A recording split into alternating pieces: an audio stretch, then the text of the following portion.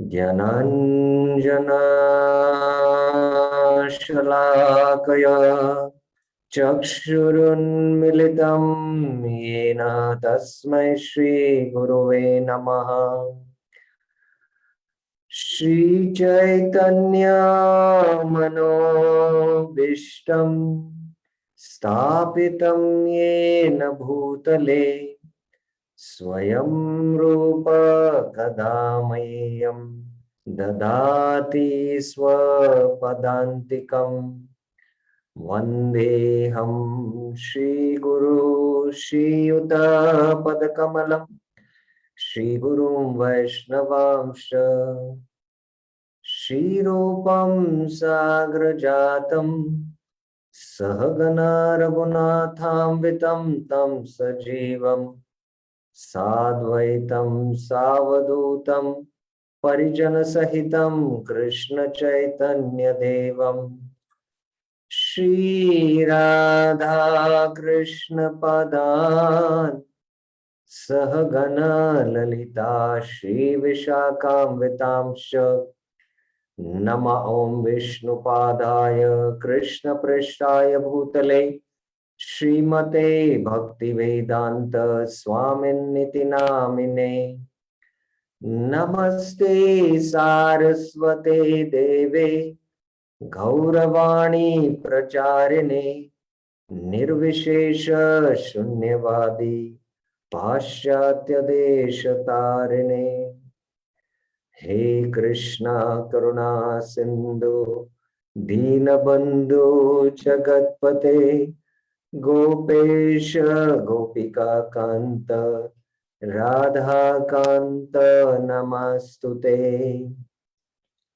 तप्त कांचन गौरांगी राधे वृंदावनेश्वरी वृषभानुसुते देवी प्रणमामि हरिप्रिये।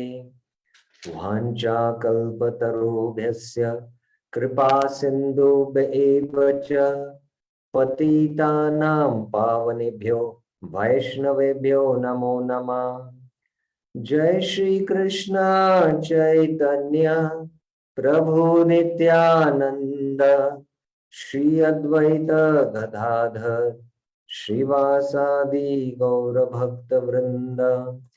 हरे कृष्णा कृष्ण कृष्ण हरे हरे, हरे Ram Ram Ram Hare Hare. Hare Krishna. So welcome to our Tuesday and Thursday series on the Vaishnav Vrinda. We are part of the second series which we have been having now. And in the last few classes, we have seen some of the important themes. For some reason, the laptop is not working.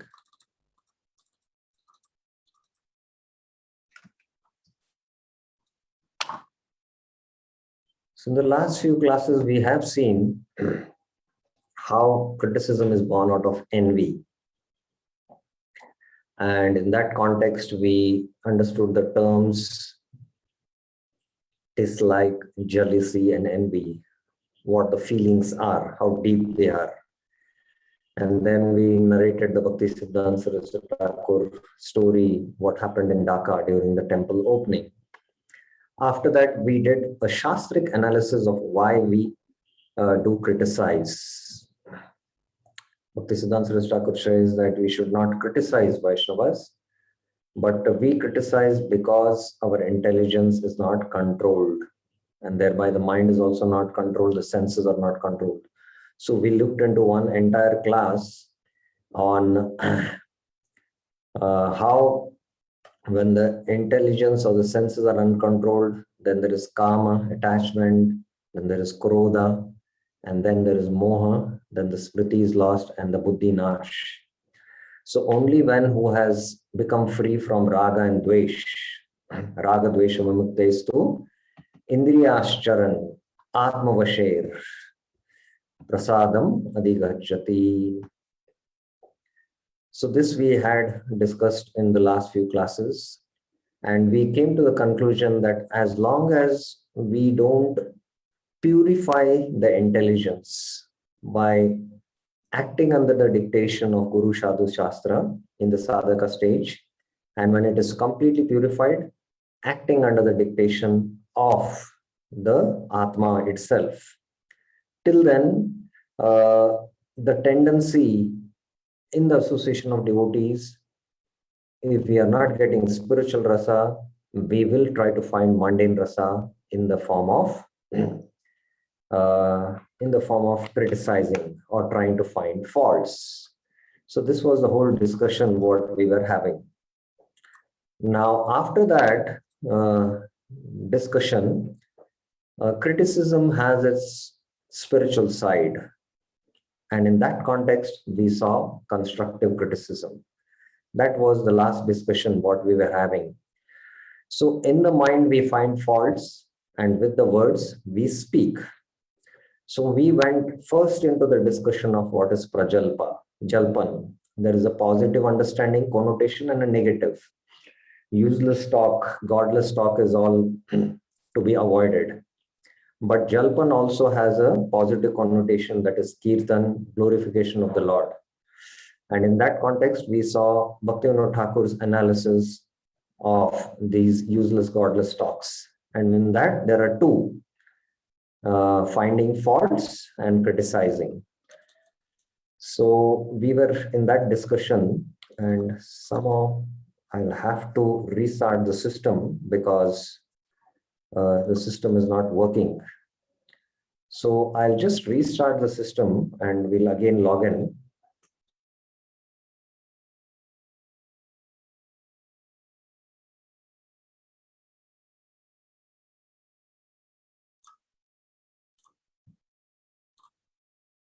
Yeah, it's working now. So the system was not working, that's why I had to restart. So in that context, we were having a discussion from the Bhakti Aloka, if you remember in the last class.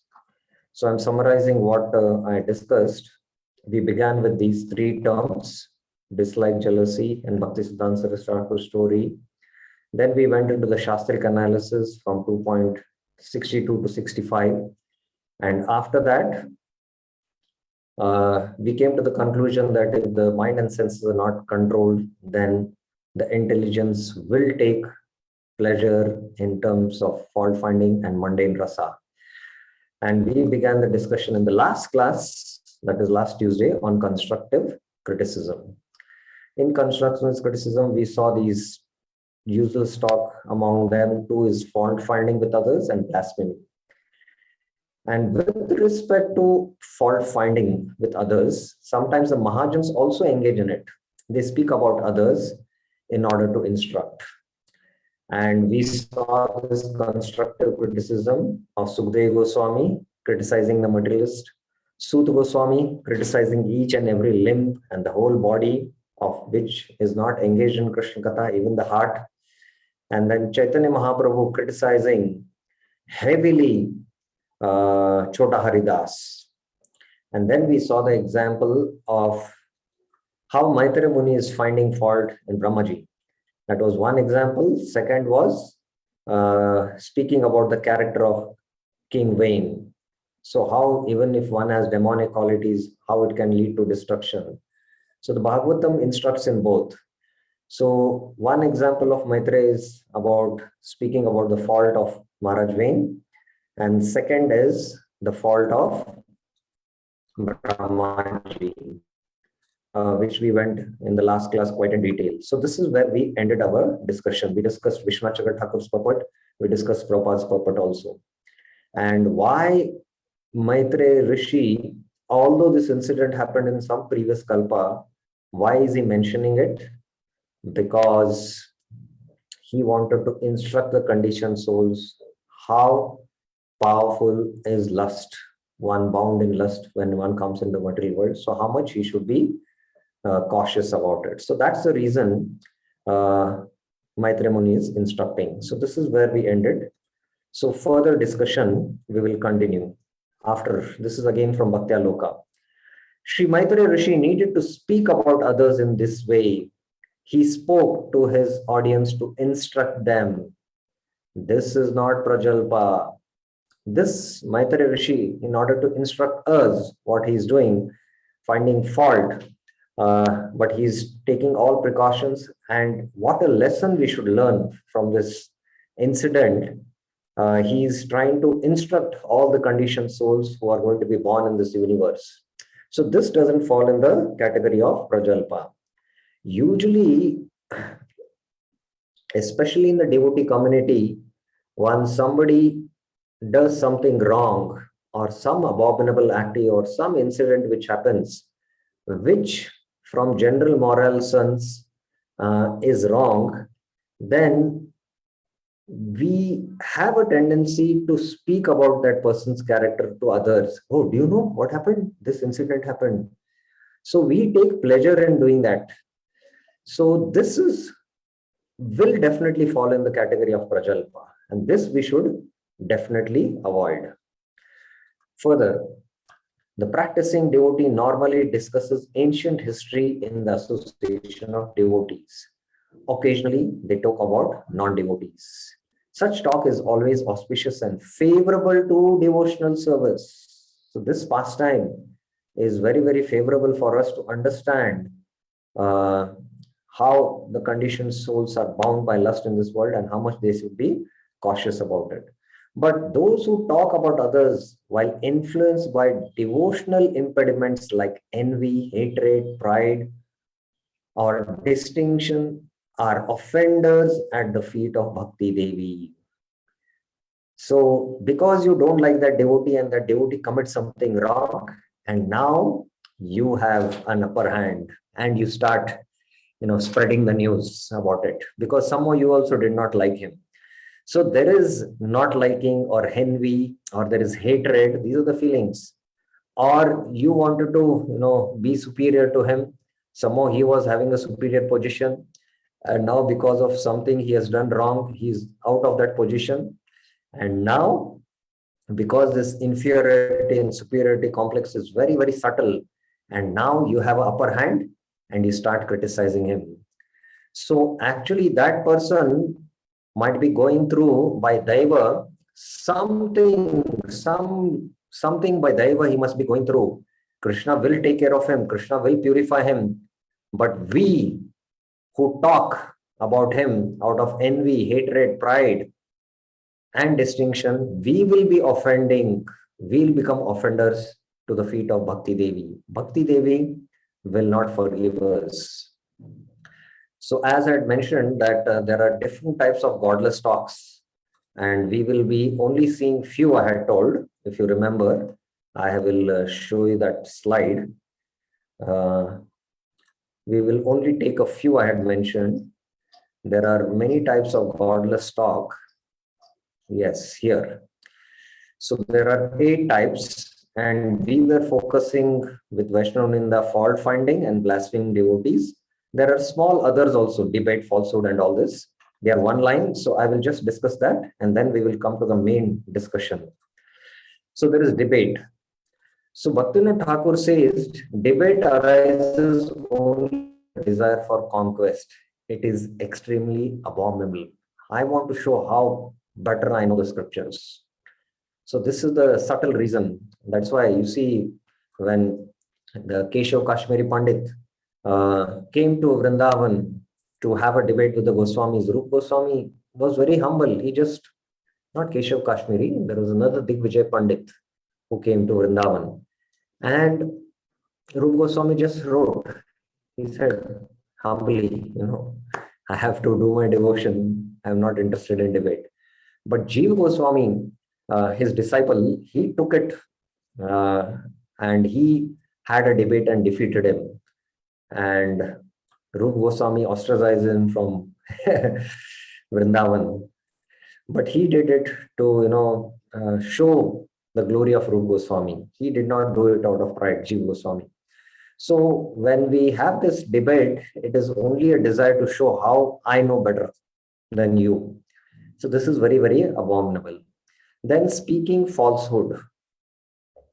Speaking falsehood is another type of useless talk. So we should not engage in falsehood. Then the last type, worldly talk, is completely rejected by renounced devotees. Householders may accept some worldly talk that is favorable to devotional service. So here some license is given, but it should be favorable to devotional service. It should be somehow connected to devotional service. If topics like archaeology, zoology, astrology, and geography are devoid of consciousness, they should be rejected. So if we are seeing archaeology, how from Krishna from Hastinapur went to Dwarka, the whole path, Prabhupada says the geologists might be busy in trying to trace the path what Krishna took. But we devotees are happy that now Krishna has reached Dwarka and is going to perform wonderful pastimes in Dwarka. So like that, everything we should try to connect with God consciousness. Otherwise, they should be rejected. So very practical instruction Bhaktivinoda Thakur is giving about others. Now, Bhaktivinoda Thakur quotes a very, very interesting verse. Actually, these talks, which we speak through words, are a perpetual trap. They can trap you in Maya, or they can be a perpetual festival for the mind.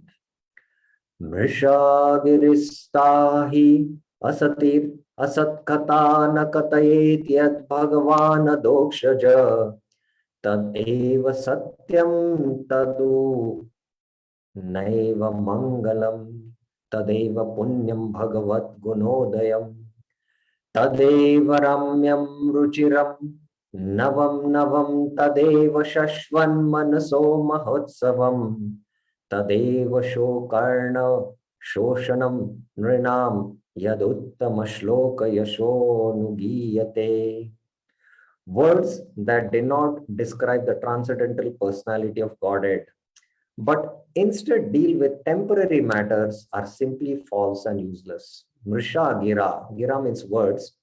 Ta asatir, they are temporary. Asat kata, they are not dealing with the absolute truth, Sat. They are not dealing with the Bhagavan Adokshaja. Only those words that manifest the transcendental qualities of the Supreme Lord are actually truthful, auspicious, and pious. Tadeva satyam taduhaiva mangalam tadeva punyam bhagavat gunodayam. Only the qualities. Those words describing the glories of the all-famous personality of Godhead are attractive, relishable, and ever fresh. Tadeva ramyam ruchiram navam navam tadeva shashvan manaso mahotsavam. So it is a perpetual festival for the mind to constantly chant the glories of the Lord. And it is what? Attractive, relishable, and ever fresh. Indeed, such words are perpetual festival for the mind, and they dry the ocean of misery. Tavaiva shokarnava shoshanam. Shoka Arnava. Shok Arnava. It's not Shok Karnava, it's Shok Arnava. Shoka means lamentation, Arnava means ocean. So the ocean of lamentation which we are now drowning in, Shoshanam. Shoshanam means it completely dries. What? Uttama shloka yasho giyate. So here words can be a perpetual trap if they are asat kata, and words can be a perpetual festival for the mind. The mind, nava nava rasya, nava nava ras. It will experience newer and newer pleasure. Ananda ambudhi vardhanam pratipadam purnamrita rasa asvadanam. In the Shikshashtam, first spread is in the Ananda ambudhi vardhanam. It increases the joy. Pratipadam, every step. Purnamrita asvadanam. You can relish newer and newer and newer nectar. So we have to decide whether we want to speak words not related to the Lord, asat kata, in the form of fault finding, criticizing, or we want to relish the glories of the Lord, which is a manasa mahotsavam, with us. Now Bhaktivinoda Thakur comes to that type 7, blaspheming devotees. So here he has a very important instruction. Speech in the form of blaspheming sadhus is a source of great inauspiciousness.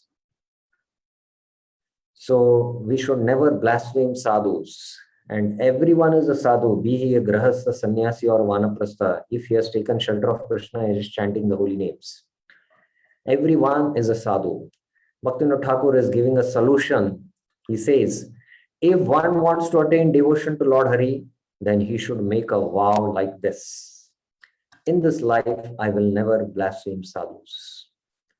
So if you want to attain devotion to Hari, the simple solution, take a vow never to blaspheme sadhus, never to hear sadhu ninda, nor do sadhu ninda.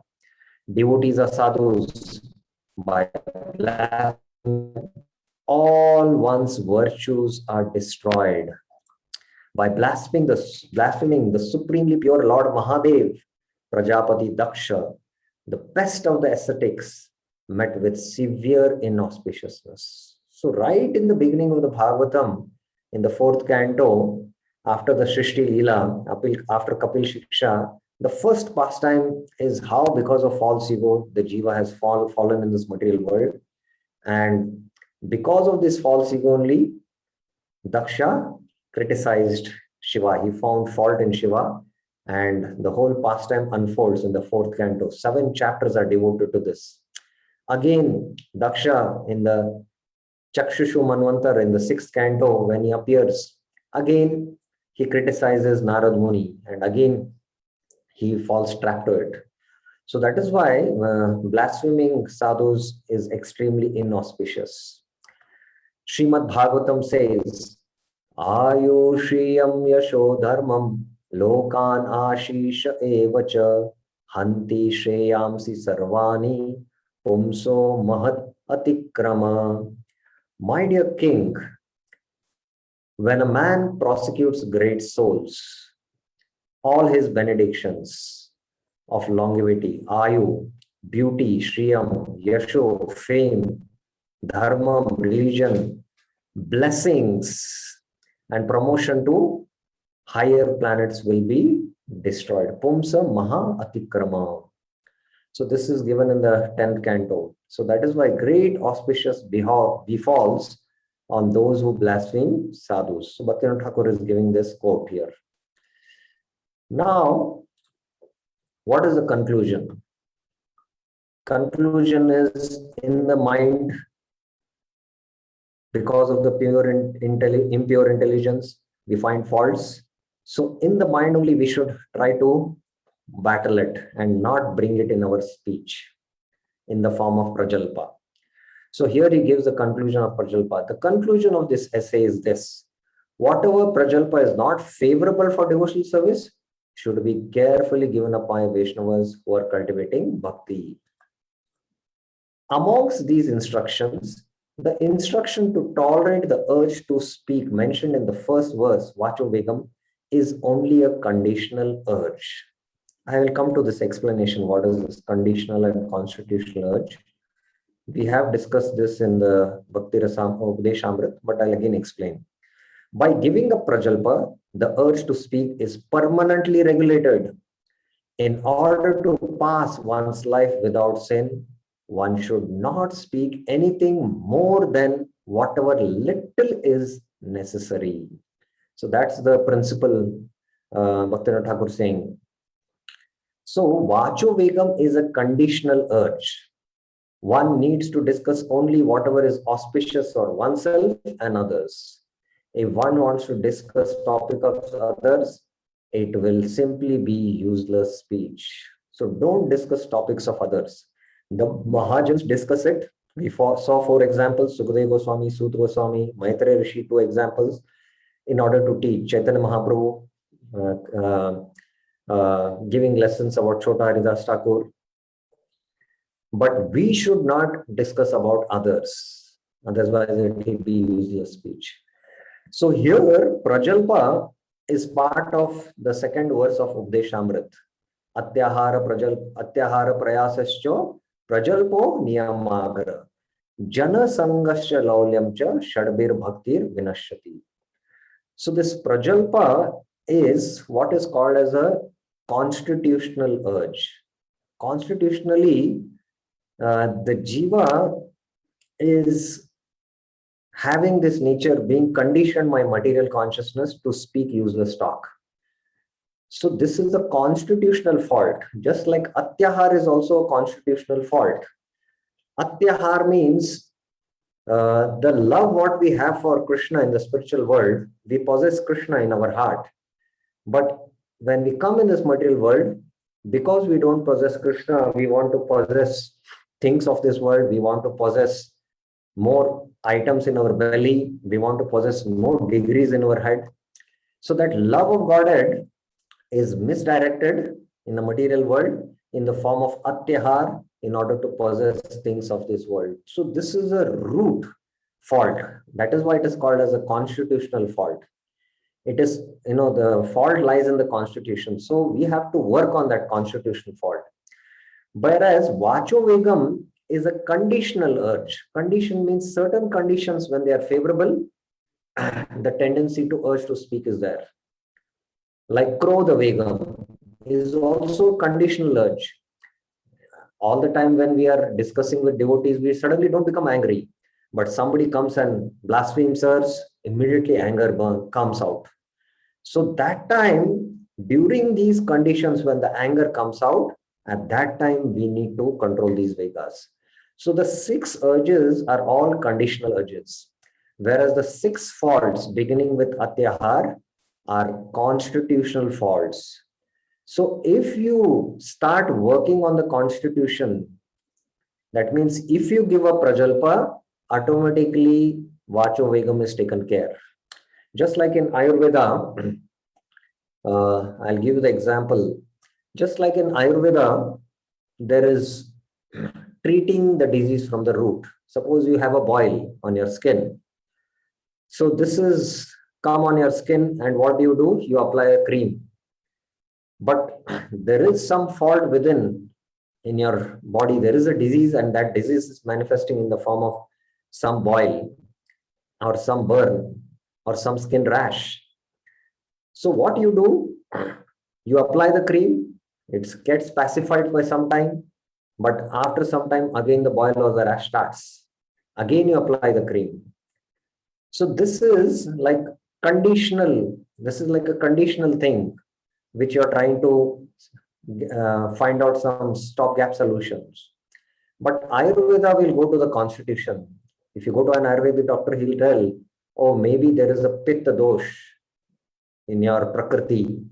So he will give a holistic healing. He will give maybe not a balm to apply on your skin, but he will give a medicine which is taken in your stomach. And the pitta gets pacified, automatically the boil goes.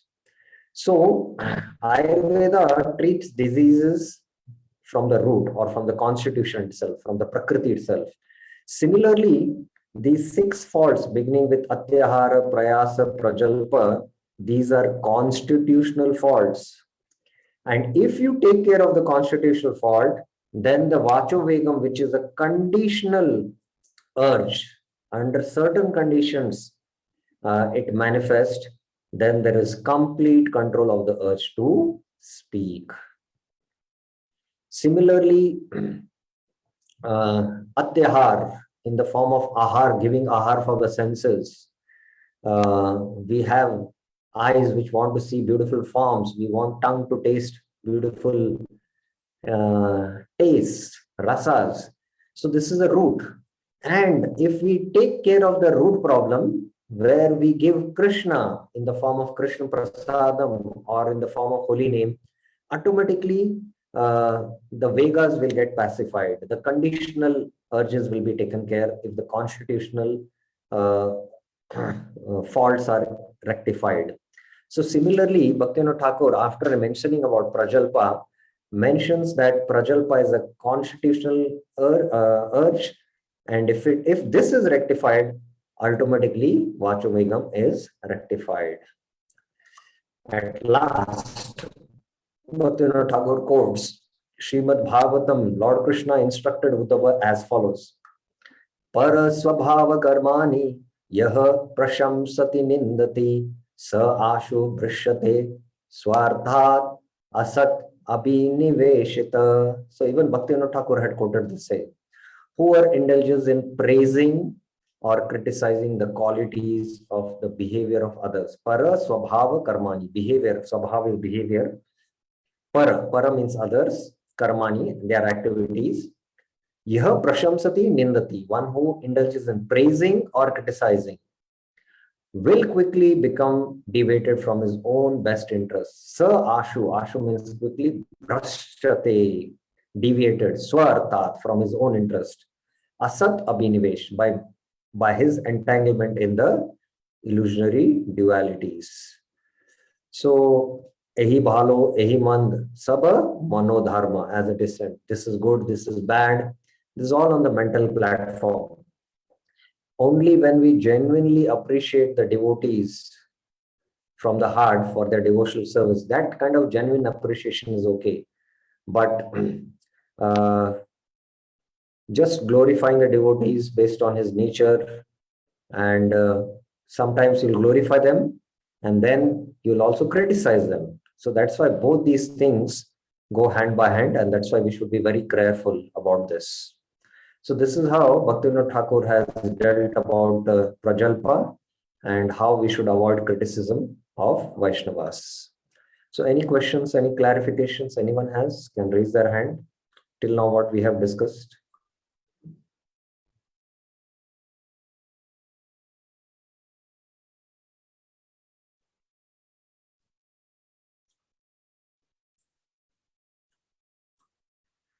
So then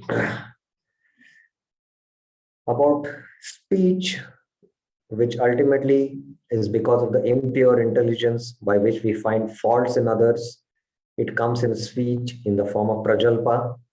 We have discussed that. And this prajalpa, how we should avoid, Bhaktivinoda Thakur has given solution.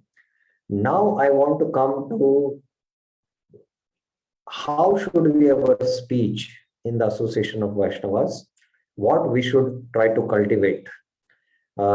This is like a constructive criticism was one aspect.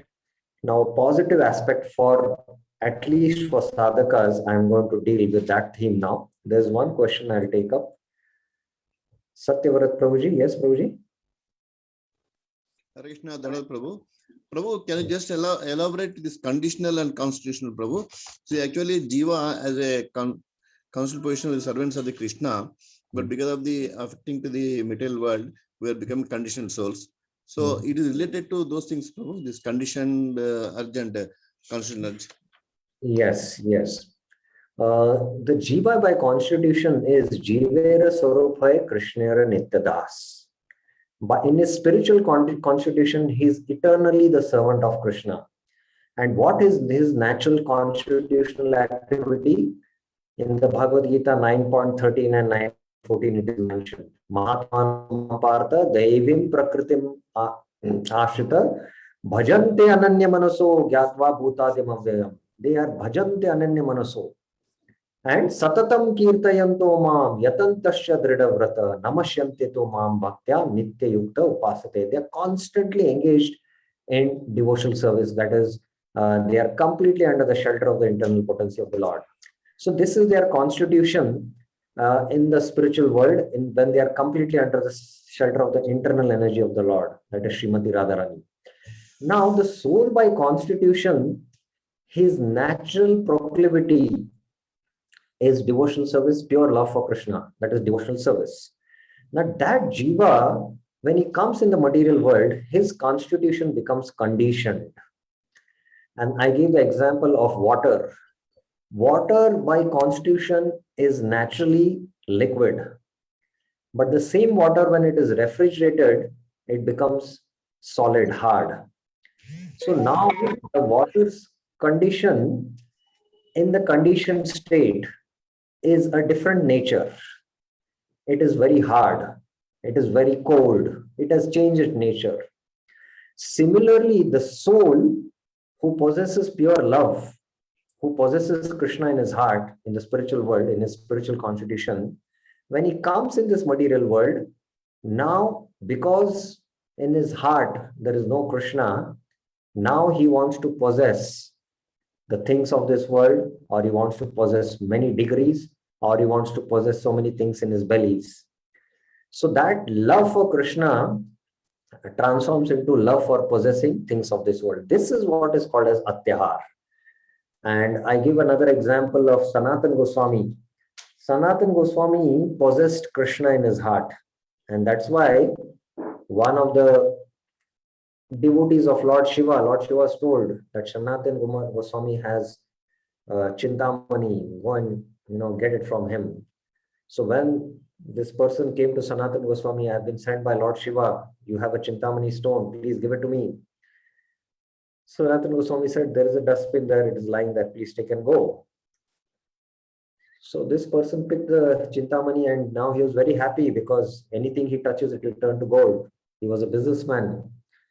But then being very business-minded, he thought, Sanatan Goswami has kept this stone near the garbage. Maybe he's possessing a greater treasure, greater wealth. So he went back. He came back to Sanatan Goswami. I want what you possess. You possess something greater than this. I want that. Sanatan Goswami, seeing his sincerity, said, okay, first go and throw the Chintamani in the Yamuna. His heart was not agreeing. How to, he has just now got this Chintamani where he can become a millionaire, and Sanatan Goswami is telling to throw it in the Yamuna. But somehow he had faith. By the little association with Sanatan Goswami, he had developed faith.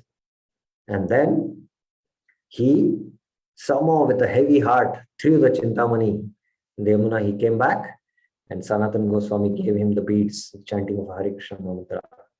So Sanatan Goswami considered that Chintamani not as his possession because he possessed Krishna in his heart. So similarly, when we come in this material world, our heart is empty and we want to possess Krishna, not Krishna, but the things of this world. This is a root fault. And only in our spiritual constitution, we possess Krishna. That is the difference between the two. I hope it is clear, Satyavrata Chaitanya Prabhuji. Yeah, thank you very much, Prabhu, about the clarification. Thank you very much. Any other questions anyone has about till now what we have discussed about Prajalpa from Bhaktivinoda Thakur's explanation? So now I am going to the next theme. Since we should not speak about others, we should not speak about other devotees out of envy or hatred or find faults or criticize, then what is positive speech? What is the right culture of Prajalpa? Here, Prajalpa, I mean using in a positive connotation, that is Jalpan, that is talking Krishna Katha or talk or speech in the association of devotees. What is that positive speech? How we should have, what should be our speech? Now, this is part of acharan, which we should try to do. And I'm taking Bhagavad Gita here. Bhagavad Gita speaks about how we can understand person who is in the mode of goodness, passion, and ignorance by his speech, by his control of mind, and by his regulation of the body. So regarding speech, 17.15 speaks, Anudvega karyam vakyam satyam priya hitam chayat swadhyaya abhyasanam chaiva vanmayam tapa uchyate. So austerity of speech. What is austerity of speech? Anudvega means not agitating vakya. We should not speak words which will agitate others. This is first. Then satyam. Satyam means they should be truthful. Priya, they should be dear. Hitam, beneficial. And then swadhyaya abhyasanam, study of the Vedic literatures. This is the austerity of speech. Austerity of speech consists in speaking the words that are truthful, pleasing, beneficial, not agitating to others, and also in regularly reciting Vedic literature. So among these five, which is the easiest to practice among these five? Who would like to answer can raise their hand. Which is the most easiest? Who would like to answer can raise their hands. I'm showing the verse. There are 5 which we should practice in our austerity of speech. That is Anudvega Vakya Karyam, that is not agitating to others. Then Satyam, speaking words of truthfulness. Priyam, pleasing, beneficial for his hita. And then regularly reciting Vedic literature. Swadhyaya Abhyasanam. Yes, Prashant Prabhu wants to answer. Yes, which is the easiest one, Prashant? Hey Krishna Prabhu. Words that are pleasing, those are easier in my opinion. Oh, I don't think so.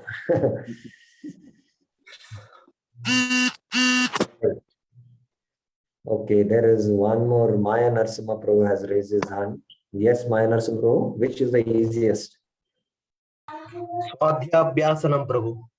Yes, just reciting the Vedic literatures, not dealing with others. They might, speak words agitating to us, and we might speak back agitating words to them. So it is tapasya. So among these 5, this is the easiest one. Now, among the 5, which is that one thing which we should take care? Which is the most important one among the 5? Among the 5, which is the most important one? Yes, there is. I would like to see someone else also. Anyone else among these 5? Birendra Yadav Prabhuji, yes. Prabhuji, not agitating others. No, not really. Anyone else? Yes, Madan Deshpande Prabhuji. Truthful, Prabhuji. Which one? Truthful, Prabhuji. No, that is not the governing principle among the 5. Among the 5, which is the most important? Somebody has answered. Yamuna Mataji answers as Priyam, pleasing. No. Then what is left? Okay, Maya Narasimha Prabhu, which one?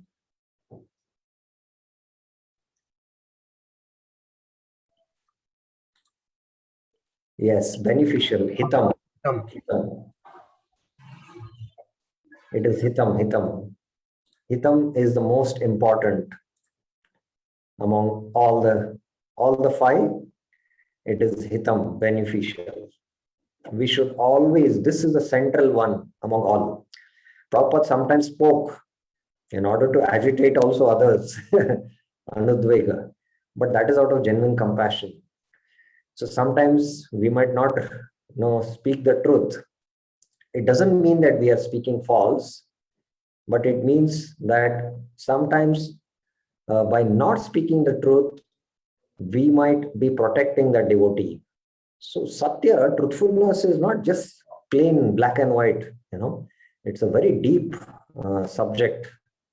And just on Satyam, we can have an entire seminar. So, Priya, it might not be pleasing sometimes. Sometimes the spiritual master might chastise a disciple, and they are not so pleasing words, but these words cut the mind's attachments, knots of the heart. Krishna spoke to Arjuna, which were cutting words. Asochan anvasochastam pragyavadamsha bhashase gatasuna nanu sochanti pandita. He is hammering him. You are acting like a pandita, but you are lamenting. So they were not so pleasing. But he spoke all those words which were beneficial to him. So hitam is the most important among the 5. The easiest one to practice is Swadhyaya Abhyasanam. So let us now go more into detail of this cultivation of speech and avoiding the prajalpa, which has a negative connotation, the godless talk. Because talk is, to just be silent for a few minutes, for a few hours, it's not an easy task. So that is why let us see what is the kind of culture we should try to adopt.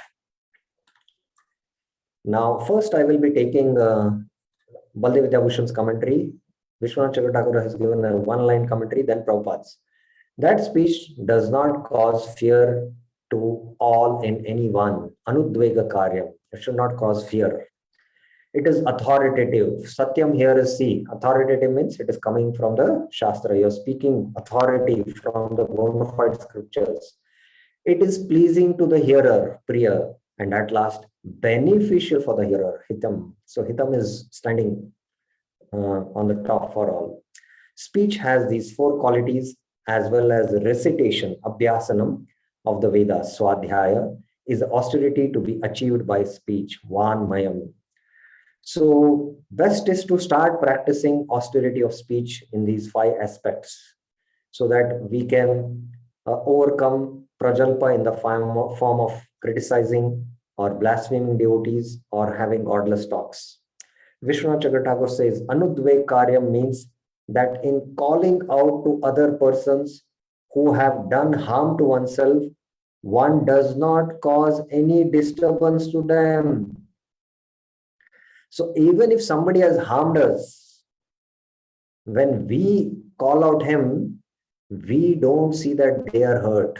This is the level of Anudvega karyam, Vishwanath Chakravarti says. Prabhupada speaks, one should not speak in such a way as to agitate the mind of others. Anudveg karyam. We should not speak in such a way that others become agitated. Of course, when a teacher speaks, he can speak the truth for the instruction of his students. But such a teacher should not speak to those who are not his students if he will agitate their minds.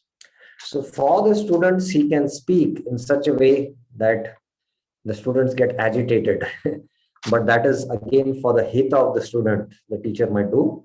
But then Prabhupada mentions that he should not speak to others who are not his students. They might get agitated. So that is not recommended. This is the penance as far as talking is concerned. So this is the kind of tapa we should do with respect to talking. Besides that, one should not talk nonsense. So this whole nonsensical talk is what is prajalpa, which we have discussed today and in the last class.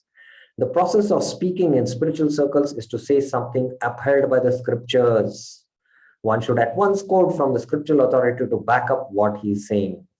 So always when we are speaking, we should always speak in the light of the scriptures. That is the best way we can perform this austerity of speech. At the same time, such talk should be very pleasurable to the ear, priyam. By such discussions, one may derive the highest benefit and elevate human society, hitam, the topmost hit we can do. There is limitless stock of Vedic literature and one should study this. So at least this aspect we should work a lot. In our Gaudiya canon, canon means the set of literatures which are sacred to a particular sampradaya. We have, Prabhupada has given us Bhagavad Gita, Srimad Bhagavatam, Chaitanya Charitamrita, Upadesh Amrit, so many books. This will take at least 10-15 years of our life. And then we have the Acharya's commentaries on the Srimad Bhagavatam. We have so many Acharyas who have written wonderful literatures. Just on the 10th canto, we have so many books that it will take us 10 years to at least just read one once. So there is limitless stock, and we should, have this, do this tapasya of speech by trying to study this, which is the easiest among the 5 I mentioned. This is called penance of speech. Now, I'm coming into the analysis of the 5 elements of the austerity of speech. Anyone has any questions till now? The 3 acharyas purport we have discussed. Any questions you have up to now? Okay. So now we are going to mention or do some further analysis of this austerity of speech.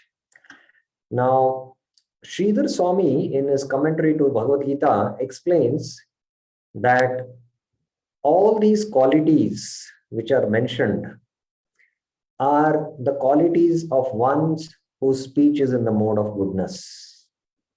Anudvegakaram, Satyam, Priyam, Hitam, and Swadhyaya Abhyasanam. So this is the speech in the mode of goodness. That's how what Sridhar Swami explains. Now let us see what are the other characteristics of speech in the mode of goodness. What are the other characteristics? What are the other characteristics? Let us see one by one. It is spoken with humility, not expecting material benefit. It is spoken with faith, faith in Guru, Sadhu, Shastra. It is spoken with consideration of time, place, and circumstances. So what is the time? Which is the right place to speak this? Is the circumstances right now? So this is what is called as Satvik Buddhi. In Satvik Buddhi, we evaluate everything and then we speak. We are mindful of the past and future. We are mindful that what discussion we had previously with him, and is that discussion continuing what in that mood only, or in mind, we'll be mindful of the past. Maybe I had a past, little clash in the interaction with him. So now I should be careful that my interaction should be very smooth. So such mindfulness is again the quality of goodness. And my future relationship with this discussion should grow. So in that context, one, in the mode of goodness, takes care. And whether my speech is in accordance to dharma, reflects clear understanding and thinking. He first contemplates and then he speaks.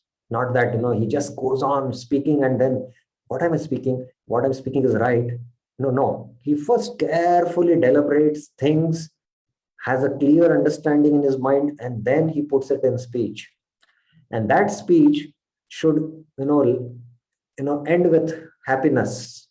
It is spoken calmly, spoken with discrimination of what is right and wrong, what is good and bad. And it is a very polished, refined language. Hey, aare tu idhar. Hey, kya bhe? This is the kind of language if you are using in the temple, where is our culture then? So this, we have to have this refined language in our dealings with Vaishnava, in how we talk with each other. Once I went to a Sanskrit Bharati Institute in Bangalore, and practically because Sanskrit, by just speaking Sanskrit, we come to the mode of goodness. And the way they welcomed me, the way they were talking with me, very refined, with a lot of respect, and the way among themselves they were dealing, that was very impressive for me. But ultimately, there was one thing which was lacking, that is devotion. But here, sometimes in the temple scenario, maybe, the talks are not as in the mode of goodness, but there is devotion. So we should, not consider that is superior. But ultimately, we should try to bring in these qualities also, which are there in the mode of goodness. Embarrassed when wrong speech uttered. So we should feel embarrassed when we speak something wrong. This is one who is in the mode of goodness. His speech is in the mode of goodness. Then comes speech in the mode of passion. So by this we can understand boastful speech. Arey, main karke dikhaunga. Bold speech, spoken with a lot of, I can do. You just see, for gaining respect, honor, and worship. For gaining material benefit or pleasure, spoken with intense emotions. When the emotions are very strong, then the mode of passion is also very strong. Lacks moral and physical purity. Seeking favor of people of influence and power. So we speak in such a way to all the influence others, ridiculing others, trying to demean others. These are all the speech in the mode of passion. In the mode of ignorance, speech made in anger, envy, foolishness, fear, lamentation, hatred, excessive arrogance. These are all the signs of speech in the mode of ignorance. For hurting others without consideration of time, place and circumstances, opposite quality of goodness, not mindful of past and future, without care for scriptural injunctions or of opinions of wise people. Confused, untruthful, hypocritical, leads to extreme distress. Coarse language, very rough language. No sense of embarrassment when wrong speech is uttered. So all these show that the speech is in the mode of ignorance. Now there is a very famous Subhashita. Apriyasyapi patasya parinama sukavaha bhakta shrota cha yatrasti ramante tatra sampada. Speech bitter to hear. Apriyasyapi. Although it is apriya, it is very bitter to hear. Patasya. But ultimately beneficial. Parinama sukavaha. Leads to happiness. Where there is such a speaker, Vakta, Shrota, Cha, Yatra Asti. Yatra Asti means where. Yatra means where. Asti. Where is that such speaker and a listener, Shrota, who behaves accordingly? There lives wealth constantly. Ramante Tatra Sampada. So Prabhupada speech, especially when he was, all the time you can say, Prabhupada's speech sometimes was bitter for the conditioned souls to take it. You're not this body, your spirit soul. It was completely, from the root, lifting us from our illusions. But it was bitter to hear, but ultimately that was beneficial. Prabhupada knew that. That is why beneficial is the topmost. Actually, that leads to happiness. And to find such a speaker and to listener who can listen, tolerate that and try to go through that purification, tolerate the Acharya's speech, this such kind of a speech, Ramante Tatra Sampada, there is constant wealth. Sampada can refer to spiritual wealth also. So even Bhakti Siddhanta Saraswati Thakur, when he used to speak, sometimes the materialist could not handle it. He was so heavy. Sri Rupa Apasiddhanta Dvanta Harini. Especially when he was in Jagannath Puri, he was smashing the Mayavadis. When the Mayavadis used to see him coming, they used to run away. So heavy he was in his speech. But ultimately, whatever he spoke, it was beneficial for them. It was from genuine compassion. So such a speaker is very difficult to find. And the listener also to sit and, undergo that purification, just like the gold is put in fire, then the impurities start coming up. So are we ready to bear that fire of that speech for our own purification? Very difficult. So ultimately it is beneficial. That's why Hitam stands the most.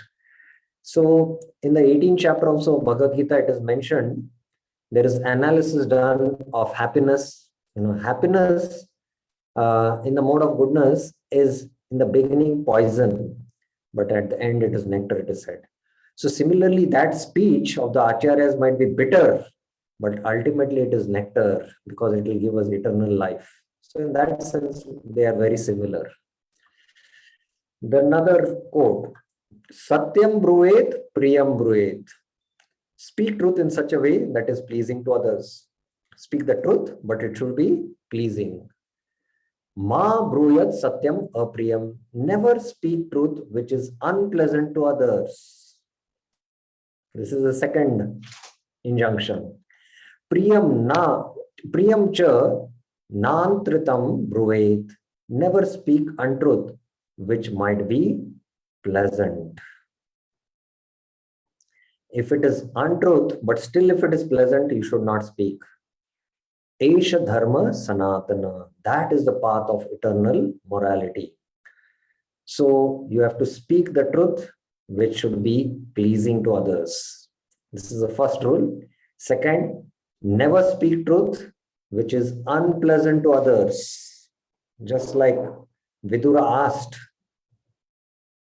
Uddhava, because Vidur had gone on a Tirth Yatra after he did not participate in the battlefield of Kurukshetra. And after doing this Tirth Yatra, he was wandering in the holy places, and Uddhava was instructed by the Lord in Uddhava Gita, and Lord had gone back to his spiritual world, and Uddhava was deeply in lamentation, and Vidur and Uddhava met, and Vidur asked about the welfare of the Dwarkavasis and Krishna. Uddhava did not speak the truth that Krishna had left this world, because that would be unpleasant news to Vidura, and it will be he'll be deeply affected. So he just narrated the pastimes of Krishna. So sometimes the truth, if it is unpleasant to others, it should not be spoken. And never speak untruth, which might be pleasing also. So these are the three important points which Manusmriti is saying. So in essence, don't speak a bitter truth and don't speak a sweet lie. The lie might be very sweet to others, but don't speak it. And don't speak also a bitter truth. So once in the BTG magazine, they published the conversation with Vallabhacharya and Chaitanya Mahaprabhu, how Chaitanya Mahaprabhu chastised Vallabhacharya. Now, Vallabhacharya is a great Acharya from the Vallabha Sampradaya. And Srimati Morarji Desai was a great follower of Vallabhacharya. And when she read this magazine, how can you say about this, about Vallabhacharya like this? So she was disturbed. And she spoke to Prabhupada, and then Prabhupada pacified her. And then he told the BTG, those who write the BTG, you have to speak the truth, but it should be also Priya. He spoke the truth about Vallabhacharya being chastised by Chaitanya Mahaprabhu. But for the general public in the BTG magazine to come, others might be apriya. So that is why you should not publish these kind of conversations in BTG, Prabhupada said. Among the devotees, we can discuss this pastime of how Chaitanya Mahaprabhu chastised mildly that to Vallabhacharya.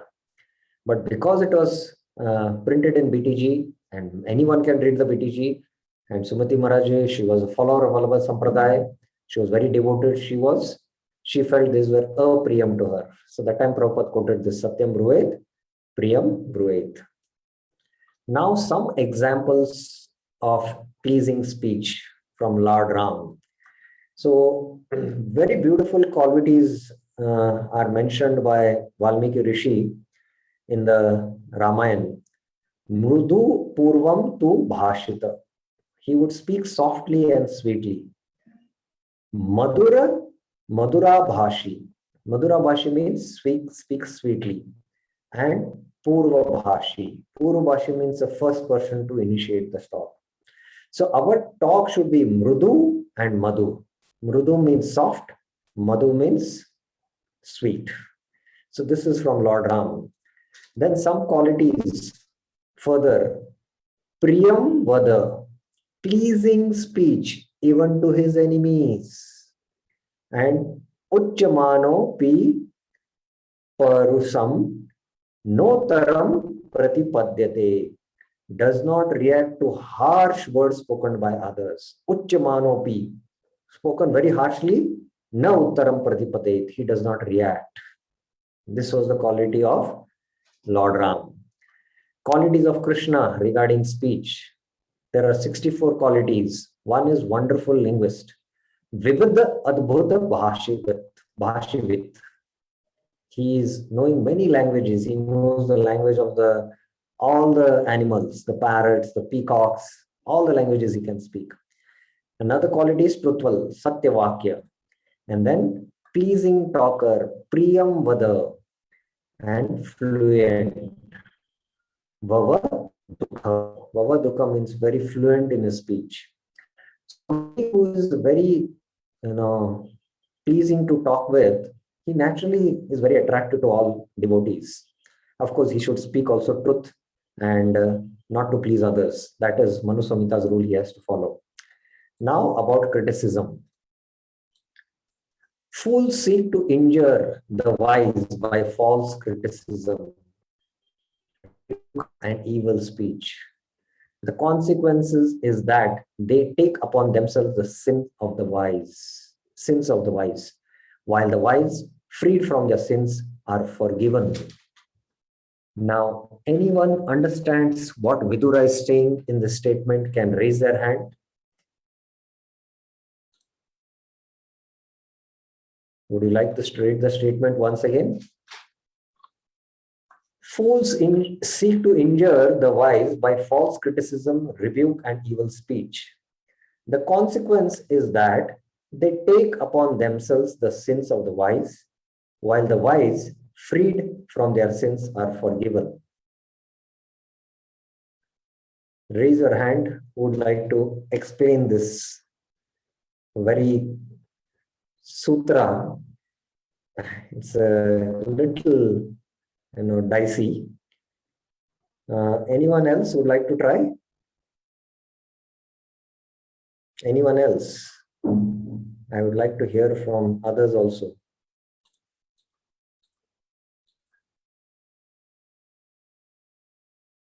Anyone else? Yeah, Satyavrat Prabhuji. Yeah, I'll show you the screen. Yeah, what does this mean? Hare Krishna, Prabhu. Prabhu, if you try to criticize others just to injure them, they will be freed from their sins and will be incurring their sins, and we have to suffer the sins. So we should not criticize others. I think Yes, interesting, very interesting. Yes. Many years back, I was in Vrindavan, and there was some pious person who had come there, and he was, you can say in a general sense, a karma kandi. In one sense, he was a karma kandi, you can say. And he, he was narrating me that, what he does in Vrindavan when he comes. He gives the locals there a lot of money and tells them to criticize and find fault. And the more you criticize, the more he gives money. So what was he doing in one sense? It was a karma kanda mentality that the people who used to criticize him, all the sins what he has, they would go to them. He's paying the money, but they are taking the sins also now. And he would become free from sins and he would be forgiven. So this was like a karma kanda mentality he was doing. And I did not realize why he was doing this. Because he had just an idea that he should become free from sins.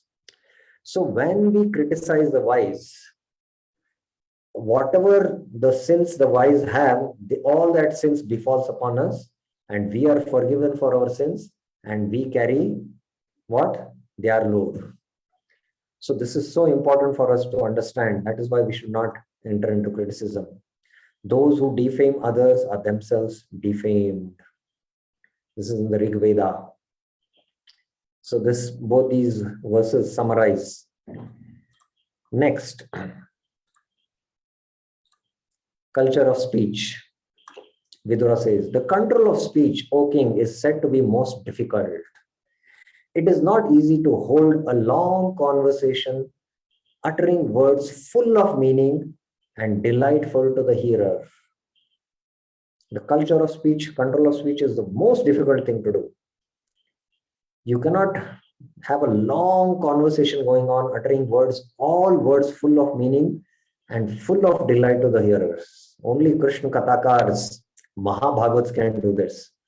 Well-spoken speech is productive for many beneficial results, and ill-spoken speech is the cause of all evils.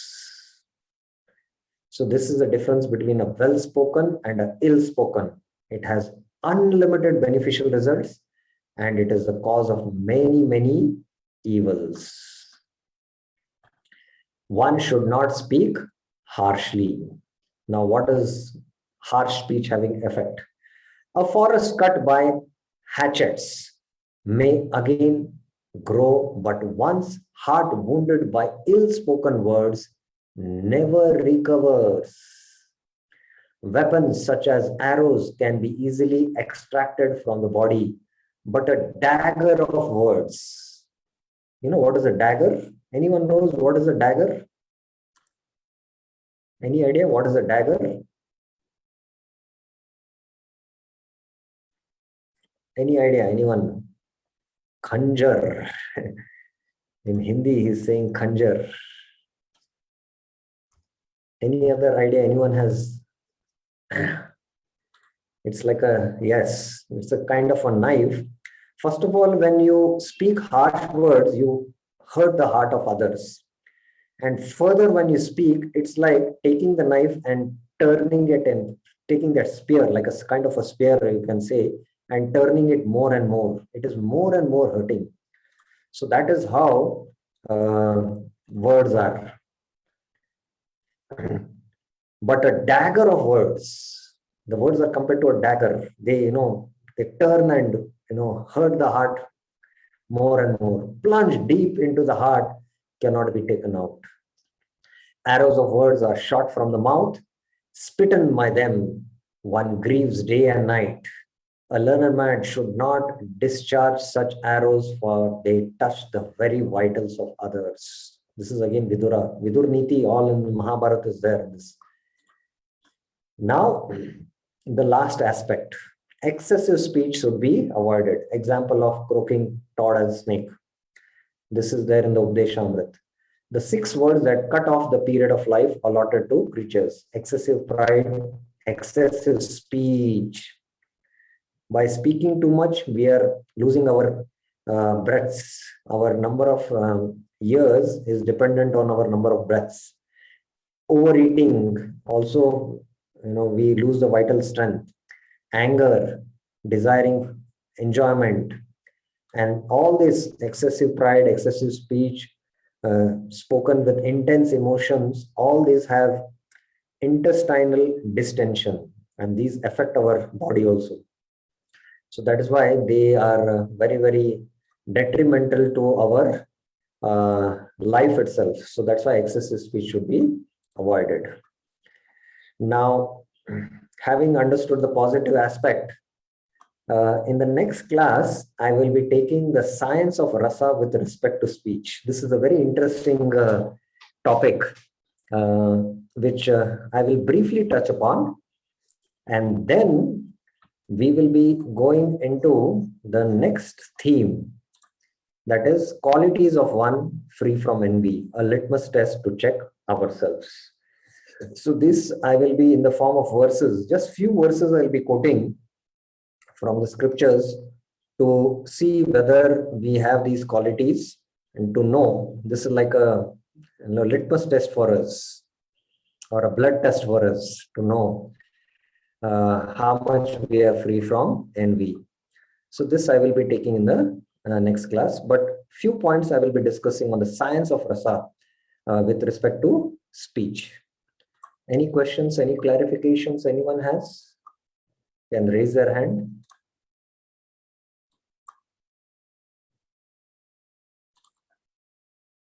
Some of the system is hanged. There is some problem. So let me restart.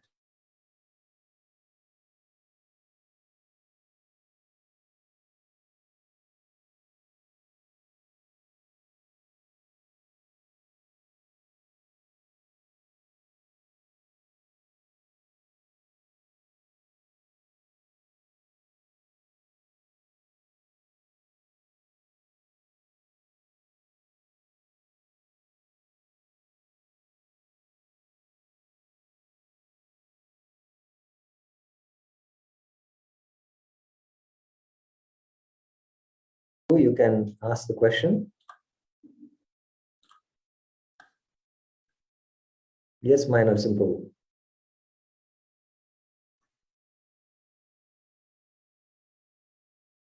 I have to unmute you. Yeah. Thank you very much, Prabhu, for a very enlightening class. Prabhuji, when we preach, when we speak, we convey the knowledge. So every individual has got his own way of presenting the subject. So it appears sometimes very authoritative and very much establishing kind of presentation.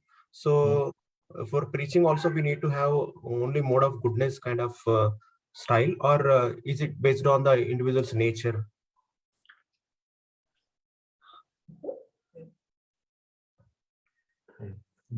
Interesting question.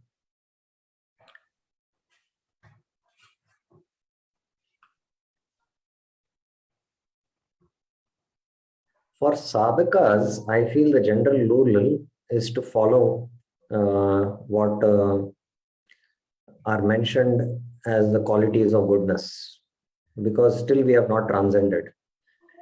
But those who are siddhas, who are on the transcendental position, for them, they can speak very bitter words also, but for ultimately beneficial, because they are free from, the Shadripus.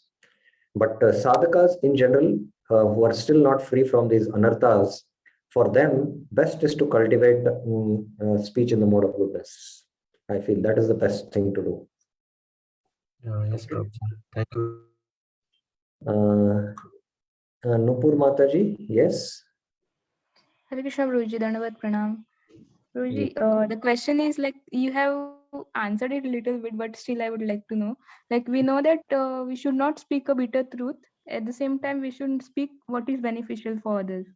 So how to decide whether to speak or not to speak? Because what is beneficial can be bitter truth also. So how should we decide as a sadhaka? Two things are there for us to decide. Firstly, hitam has to be the central. Hitam has to be central for that. Secondly, given in that situation, given in that circumstances, whether is it good for us to mention that, that has to be taken note of, whether it is the right time, whether it is the right place, whether ultimately, just like a bad news of somebody has left the world, and the very dear one is traveling and coming, and already somebody has left the world, but that devotee, someone who asks on the phone, what has happened, although it is true that he has left the world, but speaking now is beneficial.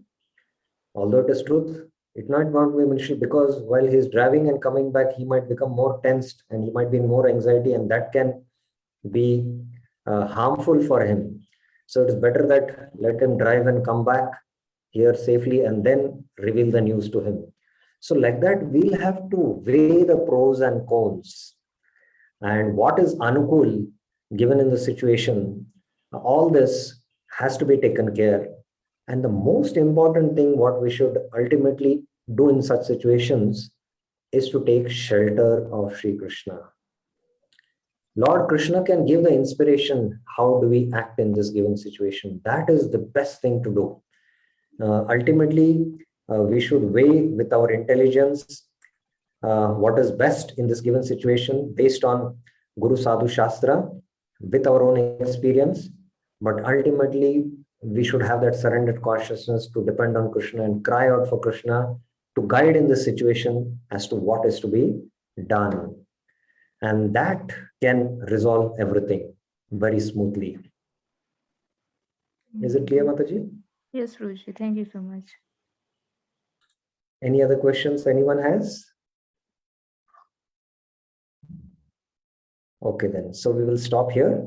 So in the next class, it's a few words, few slides are there about, the science of rasa with respect to speech. This is just for our understanding. It is interesting. So since we are speaking about, the urge to speak useless talk, prajalpa, and then the culture of speech, the positive culture. Now let us see from the rasa point also, about the speech, from the rasa point, what we have to say. There are a few slides which we'll discuss in the next class, and then we will go to the next theme. So thank you very much. Srila Prabhupada ki jai. Srila Bhaktivinoda Thakur ki jai. Hare Krishna.